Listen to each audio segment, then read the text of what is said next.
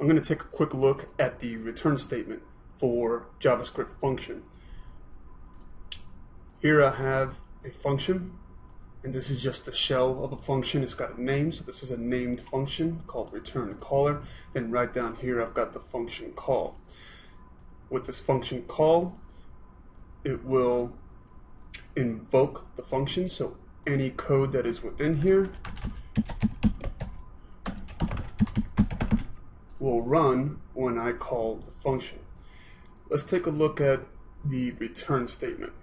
So I'm going to go ahead and type in return, and you see that nothing outputs. The reason for that is because I'm not specifically telling this call to output in some way. So I can output by using alert. So I'm going to wrap this in the alert.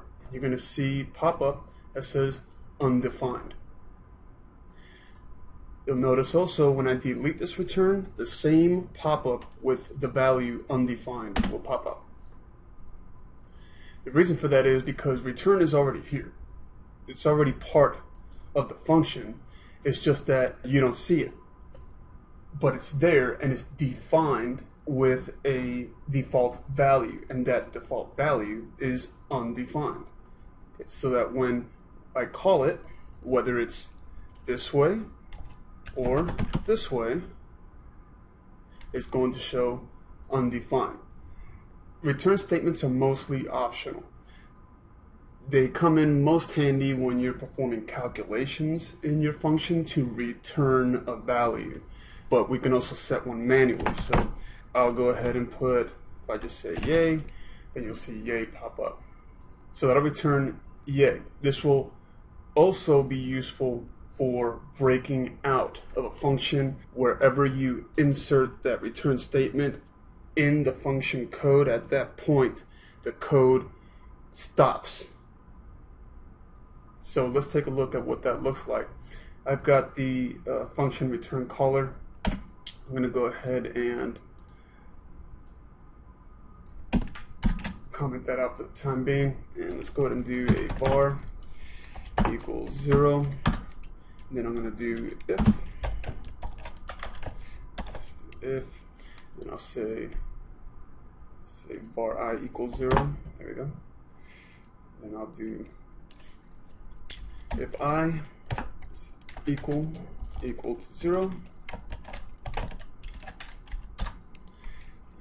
I'm going to alert yay, else alert nay, so that when I uncomment this to call the function, what we'll see is yay, because it is equal to 0. Actually, you don't even need the alert here because you are doing a function call. The alert is within the function, so you don't have to alert it out here. So you'll see now it'll say yay. What I'm going to do is I'm going to interrupt this function. It'll stop the rest of the code from running. If I were to put the return call here, and then I change the value up here to 1, we should see nay, and we do. But I just said that if I put this return statement anywhere in here, the code after it will not execute. In this case, however, this is an if statement. And what's going on is, since I is equal to 0 and it's not equal to 1, it immediately skips over all of this. It just jumps right over it, including the return. It just jumps over it, goes straight to the else, and runs the code that's in here. So that's why we see nay. But if I move this up here, and then I call it, you'll notice that nothing pops up. That's because the code stopped right here. Okay, so none of this gets executed. It stops right here. But when you have it inside here, and this portion, the first part, is not true. Okay, so obviously 0 is not equal to 1. It's going to skip over this entire chunk, jump right down here. So return doesn't even matter at that point. It just jumped right over it.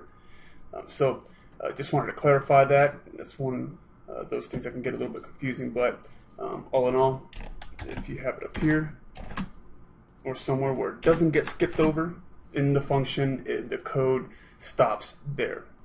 There's a few other points to consider. So return statement can return anything that includes functions and objects or nothing. The return statement is affected by ASI, which is automatic semicolon insertion. This is a JavaScript thing. It's a little bit weird, so let me go ahead and explain what's going on here. So in the function, if I were to put return x times x, you've probably seen this example somewhere else on the web. Then I could put something here like a 3.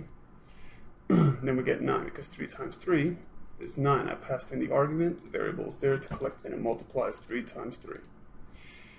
However, if I put this on the next line, it returns undefined. That ASI that I was speaking about a moment ago, automatic semicolon insertion, JavaScript, when this thing goes to another line, or this is broken up into lines here and return is on its own line, but nothing else, it automatically inserts that semicolon. So it stops that statement right there, meaning that this part right here never gets executed, x times x. You're going to want to go ahead and keep it right up here. Alright. And your semicolon is there. Again, if you bring this down to the next line, it's going to stop the return statement automatically for you. It's just going to plop that semicolon in there for you automatically. Okay, you can also assign it to a variable. Using the variable is going to go ahead and output or return the value once you assign that function to the variable. Now, return statements are only available inside of the function body. Now, they're usually the last statement in a function, but they don't have to be. The function can return a value, but also doesn't need to return a value. You can have the function do other things like print to the screen or alert a pop-up like we saw. But there are times where you do just want it to return a value, and that's when a return statement would come in handy. You can have more than one return statement in a function. And usually you'll see this in if or conditional statements, where if something happens, return, or if it doesn't happen, return, something else. So let's just kind of run through it.